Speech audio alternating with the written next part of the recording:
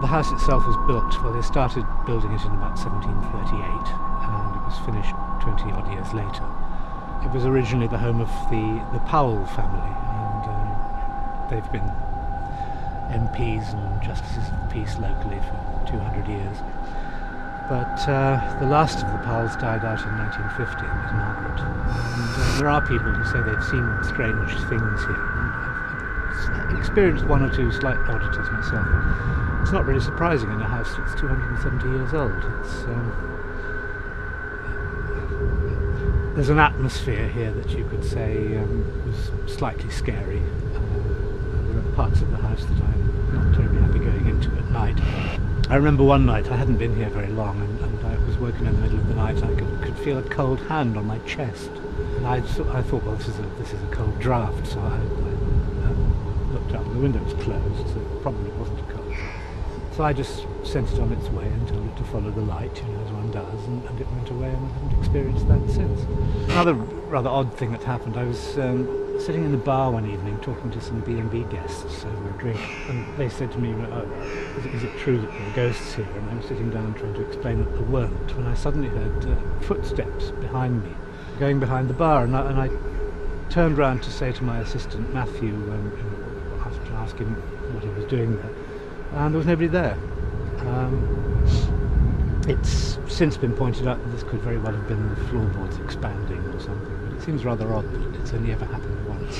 But those are really the only two odd things that have happened to me. I once took a photograph of some people at my daughter's 18th birthday party here, and there were some mysterious lights appeared in the photograph that we couldn't explain, until I lay on the floor in the music room and looked up at the chandelier, and I could see that the pattern of the lights was the same as the pattern of the lights in the chandelier. The only strange thing about this story being that I wasn't in the same room when I took the photograph. People have seen strange things here. I don't know. Who's to say whether it's haunted or not? There is the famous story of the Grey Lady, who is supposed to be searching the house for her jewels, and all that's done is propel a lot of people in the direction of ripping off the coverings on the walls and the panelling to see if there's any jewellery behind them. I don't think anybody's found anything here. There's the legend of the Headless Horseman.